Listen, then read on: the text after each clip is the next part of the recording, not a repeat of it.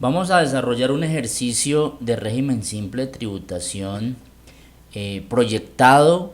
¿Cómo sería la declaración de régimen simple del año 2023 para una persona natural? Anteriormente hemos explicado y hecho un análisis para algunas personas jurídicas.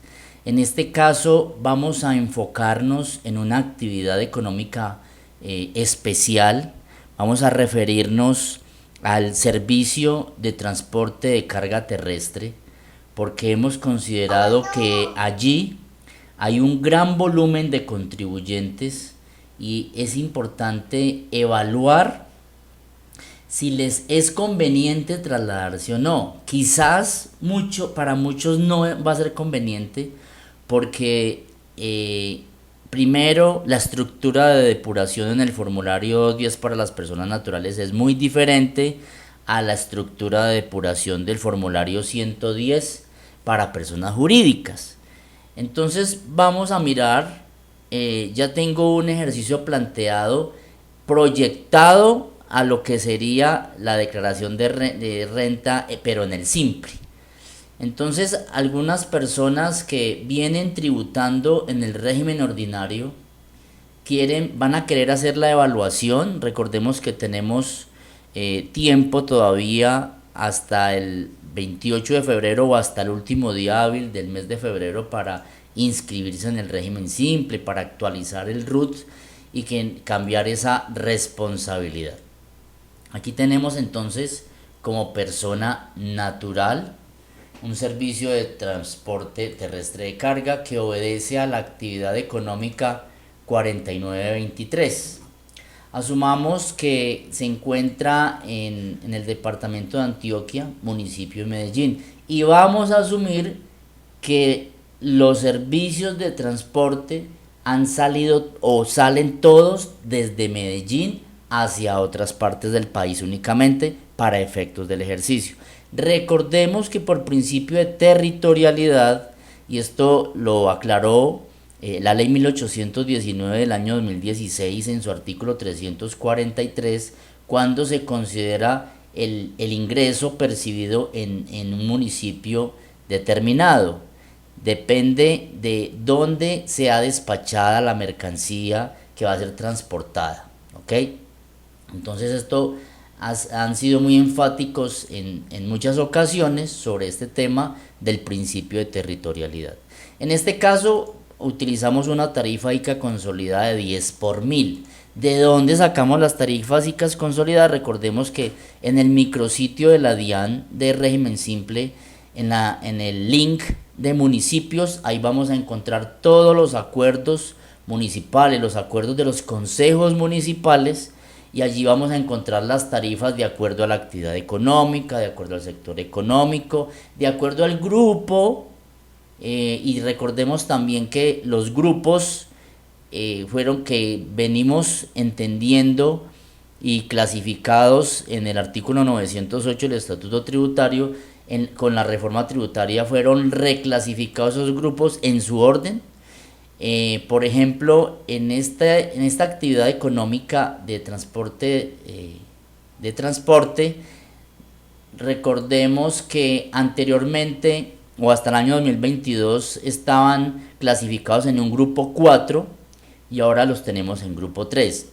Porque si podemos decir que en ciertas personas puede ser muy atractivo esta actividad, el desarrollo de esta actividad trasladándose al régimen simple. Observemos las tarifas cómo están para efectos de anticipos bimestrales, de acuerdo a los montos de ingresos bimestrales perteneciendo al grupo 3, que corresponde a actividades de expendio de comidas y bebidas y actividades de transporte. Tenemos unas tarifas y que esas tarifas fueron reducidas con la reforma tributaria. Entonces aquí, por ejemplo, aquí en el grupo 3, lo que antes era grupo 4, entonces aquí tenemos el antes y el después. Cómo estaban las tarifas y cómo quedaron con la ley 2277. Miramos que como hay unos valores negativos en rojo, significa que todas estas tarifas fueron reducidas y hubo una disminución muy considerable acá, ¿ok? Para dar la claridad. Entonces empezamos, como ya tenemos la información allá, empezamos por decir que, y asumamos que una empresa o una persona natural, perdón, que se dedica a esta actividad económica de transporte, independientemente de lo que esté transportando, y que tenga mucho flujo y mucho movimiento durante el año, asumamos que cada 2 meses, bimestralmente, para efectos de los anticipos bimestrales, vamos a asumir que cada 2 meses bimestral está percibiendo un ingreso de 40 millones de pesos y son ingresos brutos. Entonces podríamos decir que mensualmente está recibiendo 20 millones de pesos por el servicio de transporte. Sabemos que aquí vienen una cantidad de costos en los que incurren estas personas, como pueden ser peajes, combustibles, alimentación, alojamiento y muchísimas otras actividades que tengan relación con la actividad productora de renta. En este caso hablamos de una tarifa del 3,1%.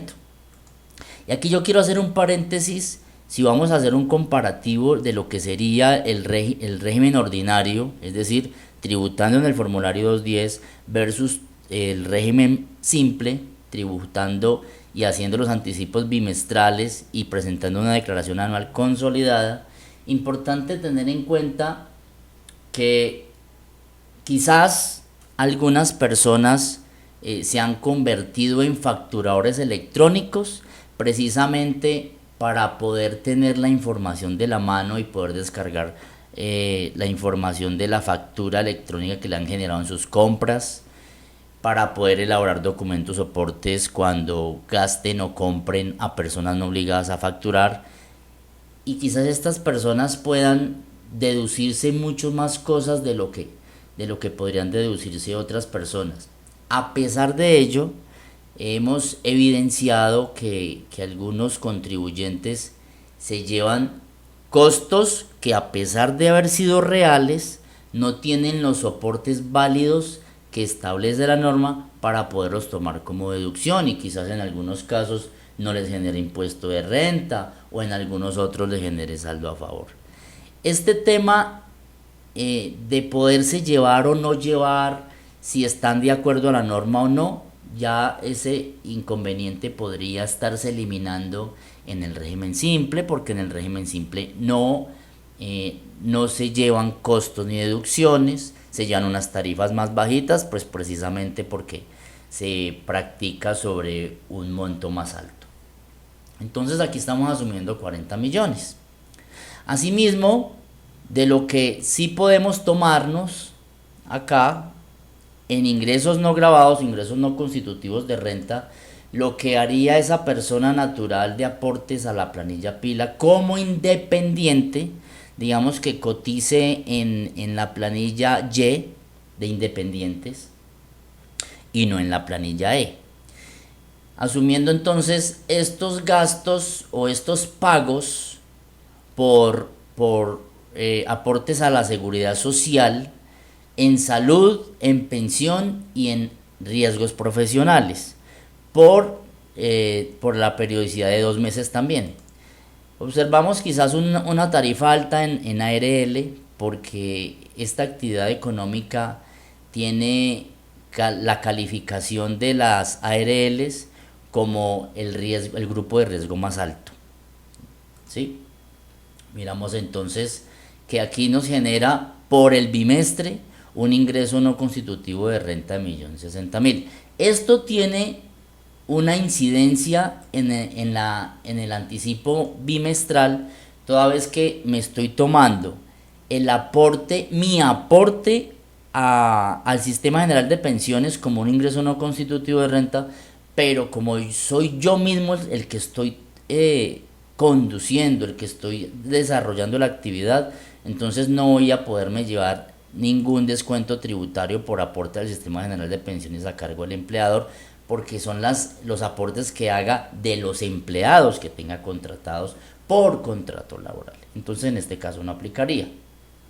Asimismo, pues cada bimestre vamos a tener que hacer la liquidación del ICA, de acuerdo a lo que inicialmente hablamos de la actividad económica y la tarifa ICA consolidada en este caso, de 400.000 por los 40 millones percibidos en el bimestre. Correcto. Entonces en el recibo electrónico tenemos inicialmente un anticipo, pero dentro de este anticipo simple, dentro está implícito el ICA consolidado. Entonces aquí lo que hacemos es discriminarlo. De 1.207.000, dentro de ese 1.207.000 están los 400.000. Como ya lo liquidamos, quedan 2 rubros por pagar en el anticipo bimestral. Recordemos también que con la reforma tributaria, si usted presenta el anticipo bimestral y no realiza el pago, pues se da como no presentado el recibo electrónico. En este caso, eso sería lo que debemos pagar en el bimestre. ¿Sí? Voy y miro entonces esos mismos valores mes a mes.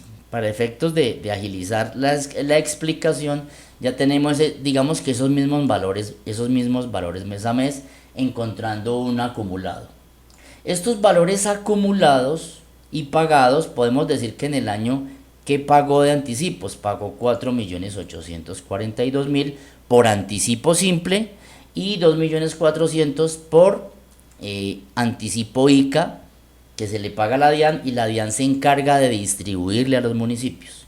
Entonces estamos hablando aproximadamente de 7 millones, más o menos 7.200.000 que estoy pagando en el año, que podría ser, digamos, que lo que sería mi declaración. Cuando nosotros hacemos el comparativo de lo que sería en el régimen ordinario, tenemos que aislar el tema de la declaración de impuesto de industria y comercio que yo tengo que presentarle a los municipios cuando no soy del régimen simple. Entonces, por un lado va el impuesto de renta y por el otro lado va el impuesto de industria y comercio. Si vamos a hacer el comparativo, debemos comparar estos saldos con esas dos declaraciones básicamente. Correcto. Ya entonces entremos en lo que es la proyección. Ya presentamos los 6 bimestres, estamos haciendo una proyección y una estimación, lo que sería mi declaración anual en el formulario 260. Y en el formulario 260 aquí podemos hacer un pequeño análisis. Esos 240 millones percibidos en el año, resultado de la actividad, menos los ingresos no constitutivos, nos da unos ingresos grabables de 233 millones, nos genera una tarifa al 3,1, un impuesto simple de 7.242.000, traemos los anticipos que se pagaron, liquidamos el ICA, básicamente es lo que se pagó, a diferencia que de pronto existieran algunos montos diferentes que quizás no se hubieran liquidado en los anticipos bimestrales. Aquí entonces no va a aparecer nada en los aportes al Sistema General de Pensiones como un 0,5%, al aporte al Sistema General de Pensiones, porque no tengo empleados a mi cargo, entonces no me puedo tomar nada, y precisamente por eso me estoy tomando los aportes al Sistema de Seguridad Social míos que yo hago. Lo mismo, aquí vamos a asumir, para efectos del descuento tributario, asumimos que todos los ingresos, esos 240 millones, todos me los pagaron mediante mecanismos electrónicos. Para poderme tomar el 0,5% serían 1.200.000. Hablamos de gravamen a los movimientos financieros, pero aquí no van a convivir los dos en la declaración. O toma uno o toma el otro, digamos que son excluyentes, y aquí asumamos que se cancelaron en el año 600.000 pesos, como por decir algo, de gravamen a los movimientos financieros certificados. En la declaración entonces tenemos, obviamente un contribuyente se va a querer tomar el mayor valor entre los dos, entonces vamos a tomarnos ese 1.200.000. Y observamos que me va a generar un saldo a favor. Significa que yo hice anticipos bimestrales por el monto de 4.842.000, hice anticipos de ICA aproximadamente 7 millones de pesos. Pero nos queda un saldo a favor. Este saldo a favor seguramente, si continúa en el régimen simple, seguramente cuando presente el primer anticipo bimestral del siguiente año, pues no le va a generar valor a pagar por ese primer anticipo, por lo menos de acuerdo a este ejercicio, por este saldo a favor que le genere. Entonces, como estamos hablando de personas naturales, es importante tener en cuenta que para la depuración debemos atender a la estructura del formulario 210. Aquí estoy mostrando cómo está al momento el formulario 210, solamente para decir que dentro de la depuración básica debemos tener en cuenta que el contribuyente percibe unos ingresos, se puede tomar unos ingresos no constitutivos de renta como menor valor del ingreso. Importante, unos costos y deducciones procedentes, que es el elemento clave en esta explicación, porque todos los costos en los que incurre para el desarrollo de la actividad económica, si tienen validez, yo los puedo llevar como costos y deducciones procedentes. Digamos aquí como rentas, digamos que como rentas no laborales podría llevarlo, y podría llevarlo allá como costos y deducciones procedentes. Sea donde lo quiera, lo vaya a llevar, y de acuerdo a la clasificación del ingreso y de acuerdo a lo que nos exige la norma, entonces vamos a hacer esto. Luego, ¿qué sucede? Aquí vamos a hacer un análisis con el régimen ordinario. ¿Qué vamos a analizar acá? Recordemos que en el régimen ordinario personas naturales hay una depuración diferente a personas jurídicas. En personas jurídicas hacemos la depuración y sobre la base gravable aplicamos una tarifa directa que es el 35%. En personas naturales no. En personas naturales tenemos que hacer una depuración de la cédula general inicialmente, y sobre la cédula general lo que quede vamos a llevarlo a la tabla del artículo 241. Para enfocarnos mucho mejor, eso sería la tabla del artículo 241, que tiene ¿cuántos rangos? Hablamos de 1, 2, 3, 4, 5, 6, 7 rangos, unas tarifas marginales. Entonces, yo puedo hacer la depuración en el régimen ordinario como persona natural. Y aquí traigo una simulación. Si en la depuración la base gravable me queda por debajo de los 1090 OETs, es decir, por debajo de 46.229.080, pues seguramente no me va a generar impuesto, porque con el artículo 241 empieza a generar impuesto a partir de 1090 OETs, es decir, que cuando yo hago la depuración, esa renta líquida gravable que me queda, sobre la que voy a someter a esta tabla, al artículo 241, si está por debajo de este valor, pues no me va a generar impuesto. Si está por encima de este valor, va a empezar a generar impuesto de acuerdo a los rangos. Y estos rangos que están acá no son rangos de ingresos, sino son rangos de bases de la liquidación. Es decir, una vez hecha la depuración. ¿Correcto? Entonces, para efectos de este análisis, de esta explicación, voy a moverme un poquito más aquí para mostrar. Voy a mostrar un primer escenario o un único escenario para hacer un pequeño comparativo de lo que sería tributar en el régimen simple con este mismo ingreso de 240 millones, ¿sí? Ya vimos que nos generó un impuesto tanto en ICA como en impuesto simple. Pero para efectos de comparar solamente declaración de renta persona natural en el formulario 210 versus declaración del impuesto simple, no vamos a tener en cuenta el anticipo ICA, sino que vamos a tener en cuenta solamente lo que me genera en el valor del componente simple nacional, es decir, un impuesto de 4.842.000. Vamos a someter ese mismo ingreso para comparar tributando y pagando ese mismo ingreso en el régimen ordinario, cómo debería ser mi depuración, cómo deberían ser mis costos y deducciones, para decir ¿Me conviene o no me conviene? Como para hacer un pequeño análisis, desde luego que estamos haciendo, en este momento estamos haciendo análisis con varios contribuyentes para establecer la conveniencia o no de trasladarse al régimen simple. Entonces estamos partiendo del mismo ingreso. Miremos que esta tablita aquí pequeña con esos pocos saldos, estamos haciendo el comparativo de el mismo ingreso de 240 millones y con una base de tributación depurada a partir de 46 millones de pesos, como lo explicamos ahora.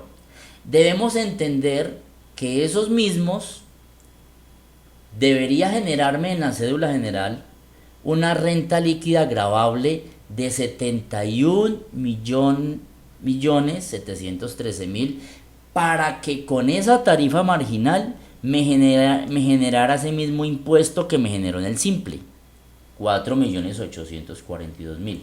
¿Y cómo hago para que suceda eso? Pues seguramente voy a tener unos costos y deducciones procedentes, que es a lo que nos hacemos mención, de esos conceptos en los que incurre esa actividad económica por peajes, por combustible, por alimentación, por alojamiento y demás. Y recordemos que los peajes se constituyen como un documento equivalente a la factura, por tal motivo tienen validez. En cuanto a los tanqueos o al combustible, las estaciones de servicio están en la obligación entonces de entregarme una factura electrónica y yo tengo la obligación de verificar que la factura electrónica haya quedado en el ambiente de facturación de la DIAN. Por eso es importante que si yo desarrollo esta actividad, yo sea facturador electrónico para que se cumplan varias funciones o varias condiciones. Poder confrontar esas facturación electrónica en mis compras y que se encuentre en el ambiente de facturación de la DIAN. Y dos, cuando yo realice compras, costos, gastos a personas no obligadas a facturar, yo pueda elaborar el documento soporte electrónico y emitirlo a la DIAN. Y de esta manera poder tomarme todo esto pensando en el régimen ordinario, ¿sí? Pensando en el régimen ordinario. Entonces aquí entendemos que de estos 240 millones, para que el régimen simple realmente sea conveniente para la persona natural, para que sea conveniente, debe tener como mínimo, por lo menos en el régimen ordinario, unos costos y deducciones procedentes y unos ingresos no constitutivos de renta ni ganancia ocasional de 168 millones de pesos. Porque 240 menos 168 me genera una renta líquida gravable de 71. Y bajo el procedimiento del artículo 241, la tabla del artículo 241, con esta renta líquida gravable me generaría el mismo impuesto que me genera en el anticipo simple. Significa que ante menores costos y deducciones e ingresos no constitutivos de renta, voy a tener una mayor renta líquida gravable en el régimen ordinario. Y tener una mayor renta líquida gravable de la que estamos mostrando acá implica tener un mayor impuesto, ¿sí? Entonces esto es importante, muy importante tenerlo en cuenta. Incluso aquí tengo una simulación. En el caso de este primer rango, solamente lo estamos haciendo con la tarifa marginal del 19%, teniendo un ingreso de 240 millones y asumiendo unos costos y deducciones procedentes en el formulario 210, ¿sí?, de 168 millones de pesos con una tarifa marginal de 19%. Me generaría una base de impuesto de 71 millones. Pero no se trata de tomar los 71 millones y aplicarles el 19%. Recuerda que el procedimiento en estas casillas me está diciendo cómo lo hago. Estoy tomando la base gravable, ¿sí? Una vez hecha la depuración, la base gravable serían los 71 millones.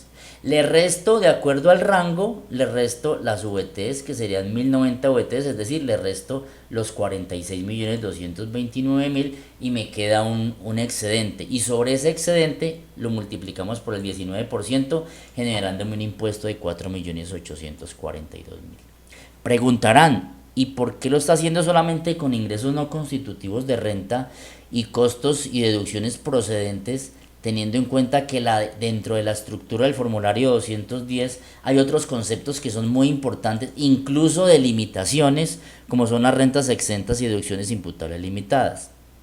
Seguramente lo estamos haciendo así porque la mayoría de sus costos y deducciones o todos en lo que incurre para desarrollar la actividad irían dentro de esta casilla costos y deducciones procedentes, teniendo en cuenta que tengan la validez que establece la norma en cuanto a facturación electrónica. Entonces, para concluir, importante que quienes todavía piensen y quieran trasladarse al régimen simple, primero hagan una evaluación más profunda. Aquí solamente les estoy entregando un pequeño análisis, pero vienen otros aspectos a tener en cuenta. Uno de esos aspectos es, primero, que se tenga liquidez para pagar los anticipos y no presentar inconvenientes con la DIAN. Segundo, si se tienen saldos a favor en el régimen ordinario, al trasladarse al régimen simple, esos saldos a favor no se pueden arrastrar. Si usted tiene el pecado de no poder soportarlos ante la DIAN, por tanto no puedo solicitar la devolución del saldo a favor, entonces tiene que evaluar si se pierde ese dinero por trasladarse al régimen simple, porque no se puede arrastrar. Entonces son muchos aspectos a tener en cuenta para trasladarse al régimen simple, no solamente por pretender hacerlo y por probar suerte. Hay muchas empresas que se han trasladado y resultaron pagando más. Hay empresas que teniendo un buen sistema, régimen de tributación en el régimen simple, les ha tocado retornar al régimen ordinario por la reforma tributaria, ejemplo, los servicios profesionales y científicos. Feliz tarde.